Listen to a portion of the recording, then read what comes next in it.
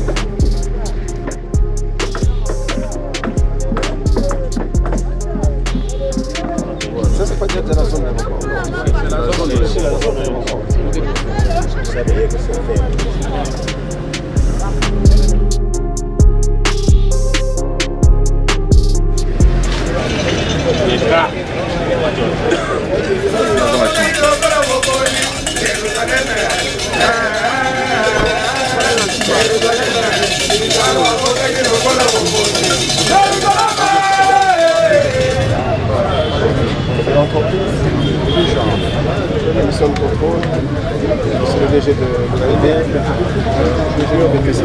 Le ministre. Vous avez beaucoup cherché, vous allez bien? Très bien.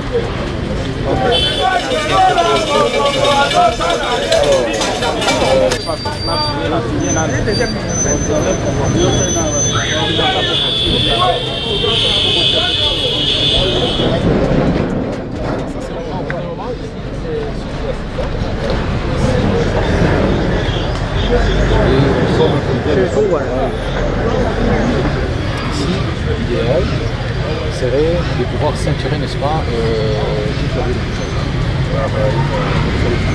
Ça, on va ceinturer. Alors, étant donné que les budgets ne sont pas disponibles actuellement, donc nous avons divisé, n'est-ce pas, cette périphérie en 4 et chaque partie s'appelle le rocade. Mais après avoir fini tout, ça ne s'appelle plus rocade, c'est ça. Alors pour le moment, les 4 rocades que nous avons, c'est que là, c'est le sud-ouest. Par exemple, tout cet espace ici, on ne peut pas y avoir de construction individuelle.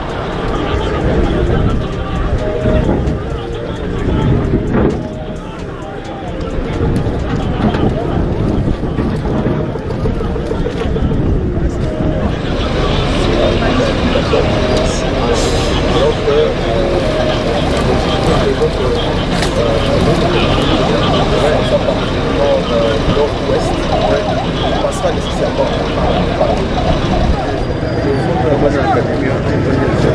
Ils sont là.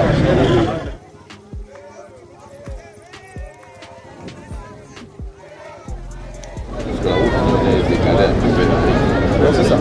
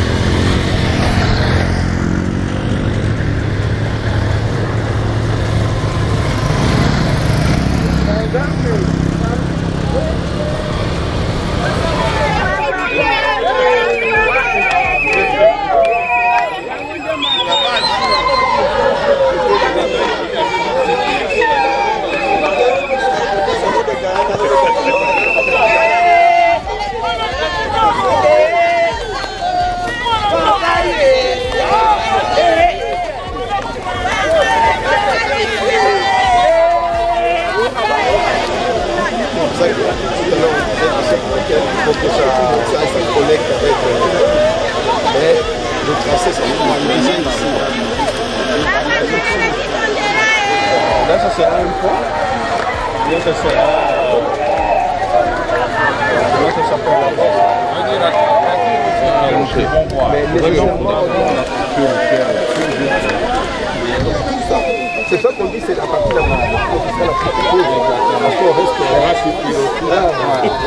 On va en principe corroborer avec le local. Effectivement. Non, mais c'est quoi ça là?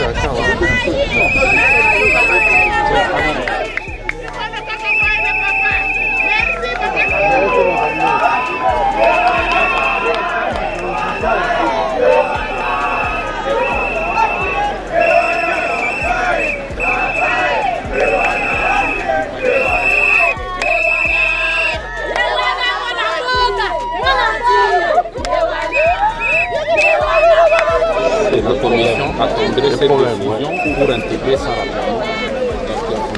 Il y a aussi un coût associé.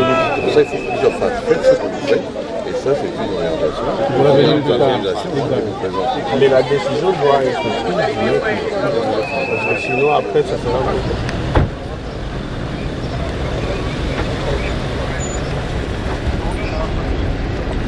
Ça va, mon équipe? Ça va. Ouais, ça, c'est parce qu'ils savent qu'ils essayent d'augmenter la valeur et des choses. Ils sont malins. C'est pas comme terminer. Ici, nous sommes où?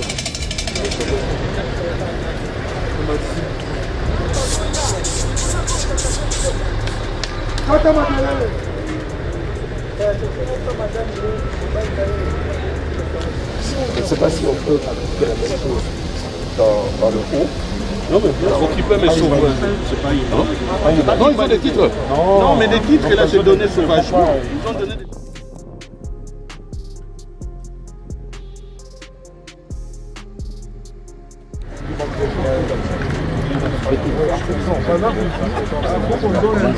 Oui, ça va très bien.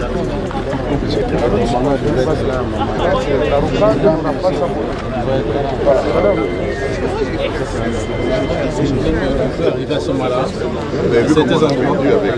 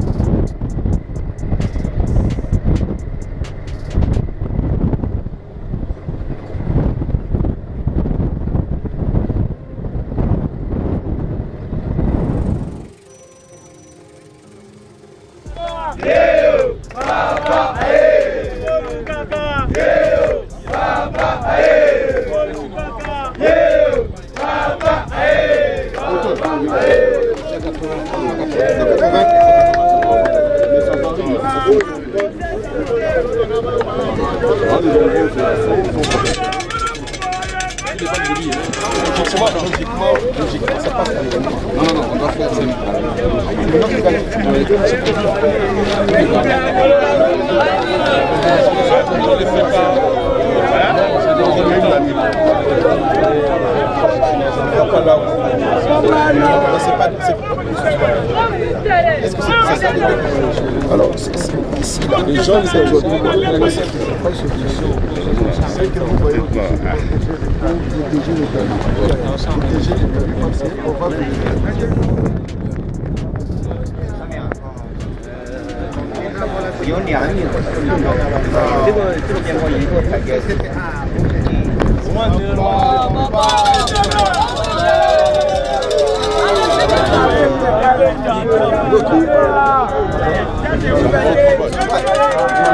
体量能够符合要求的情况下，我们该做底基层的，这个不受这个含水量影响的，我们都往上放。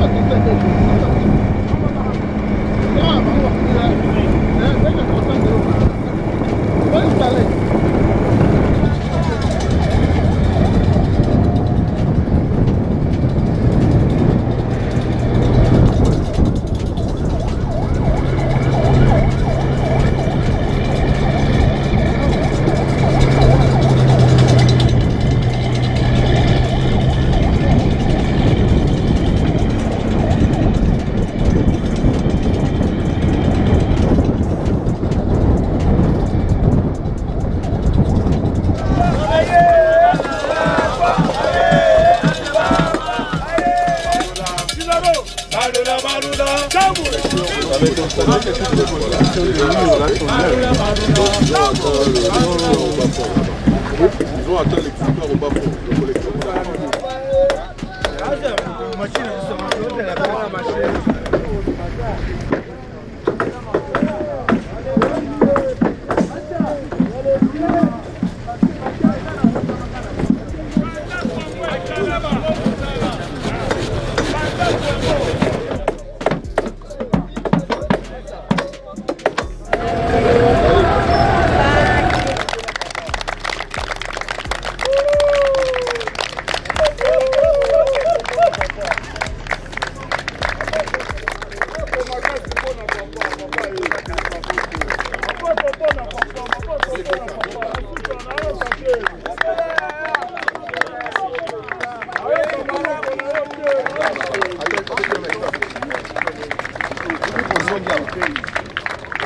peut être rentré sur le...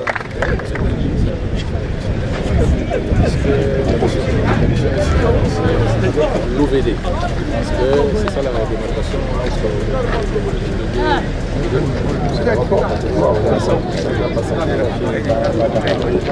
entre sortir à l'aéroport. Ça, c'est pas déjà dans la zone d'aéroport. c'est la zone d'aéroport. Vous savez que c'est fait.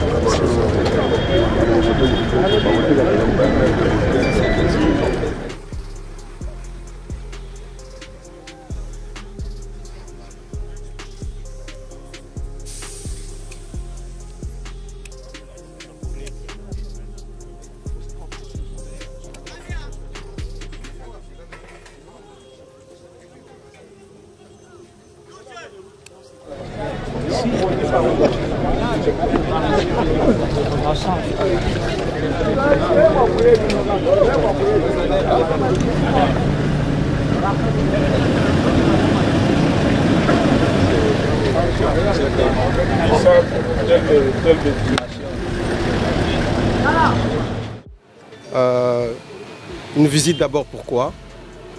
Une visite parce que nous voulons nous assurer que le projet des rocades est exécuté conformément aux attentes et aux spécifications que nous avons données au maître d'ouvrage délégué, qui est la CGT.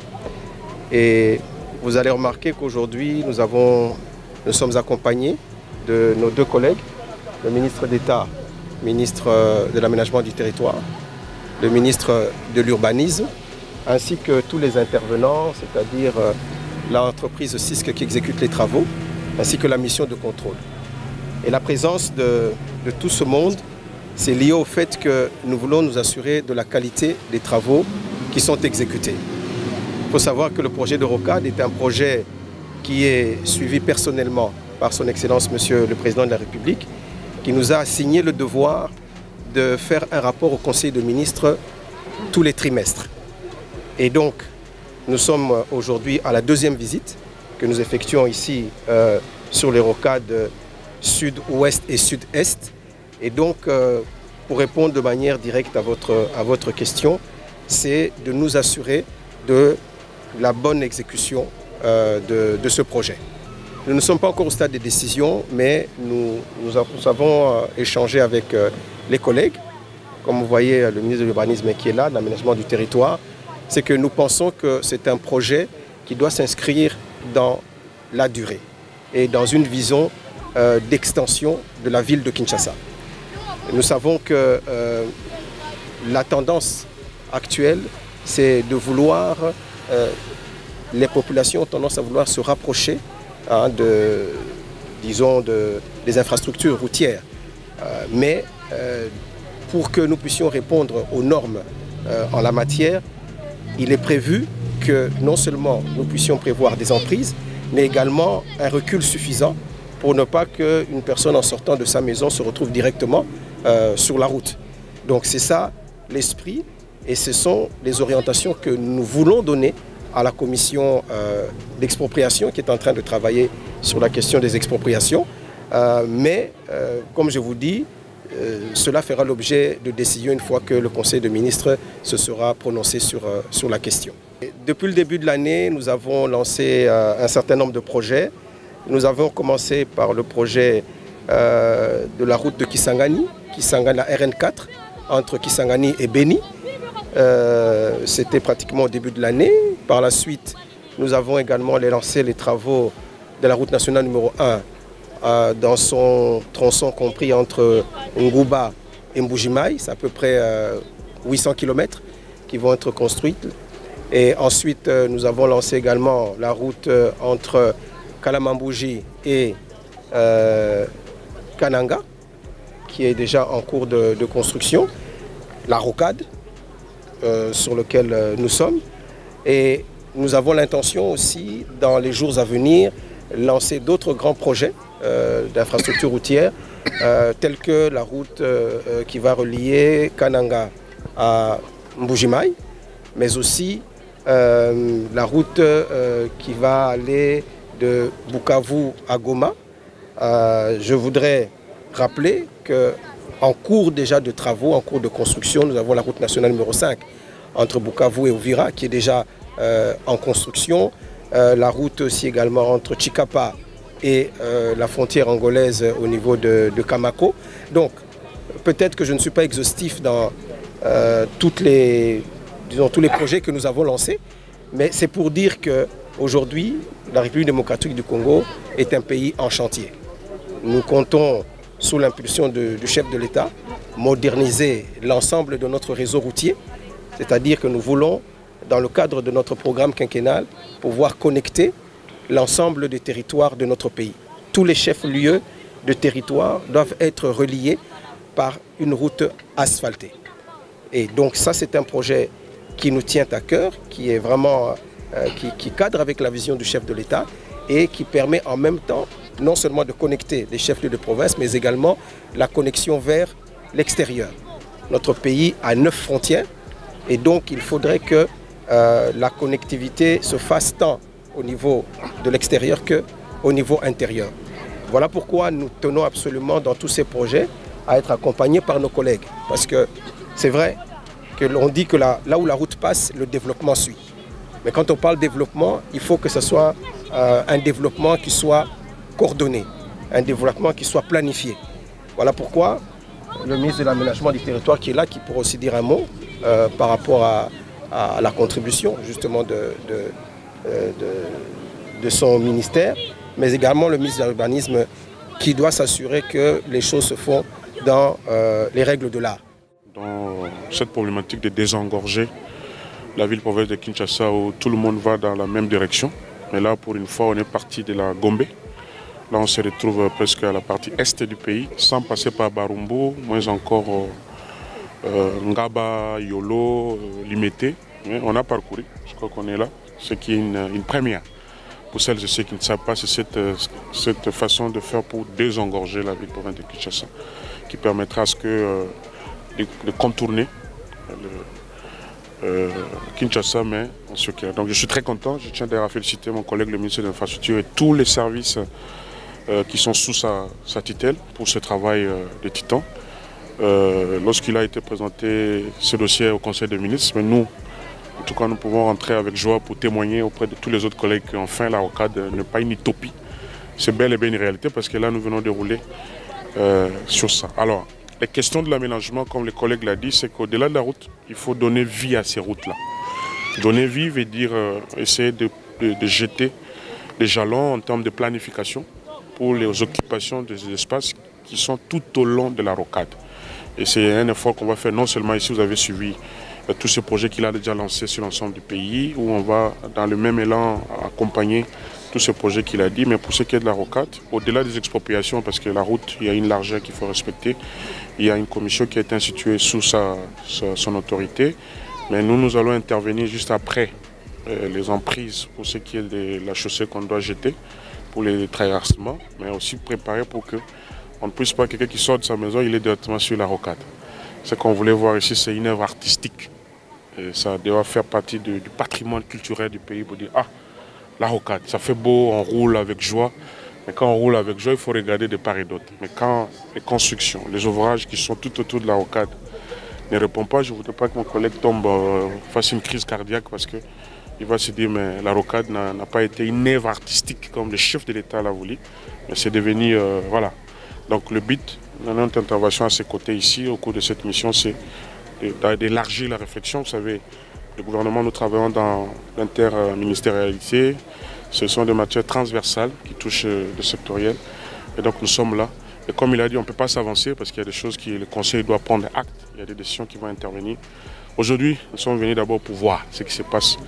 Nous réservons la primaire au Conseil des ministres à travers le ministre d'État. Et la population sera informée. Toutefois, ce qui va être fait, ça sera pour le bien-être de la population. Merci.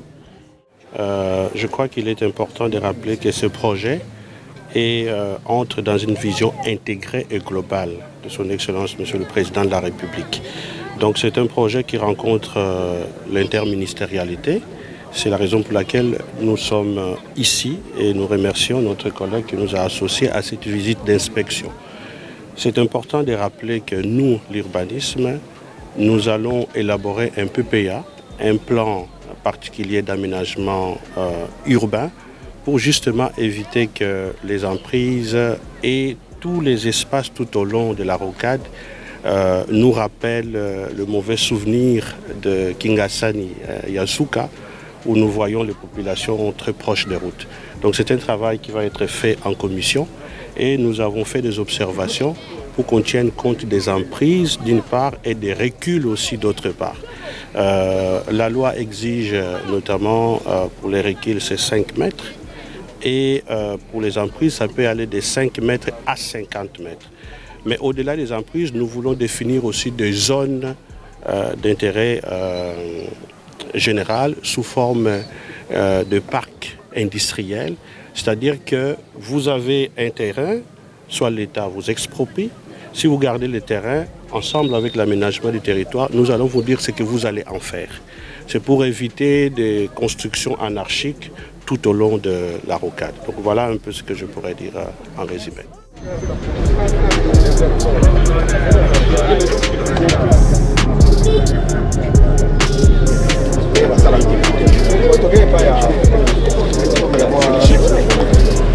La base vie. Ici la base vie, pour la rocade sud-est. Est-ce qu'il y a une autre base vie parce que c'est une quarantaine de kilomètres. Oui, oui, c'est pas loin.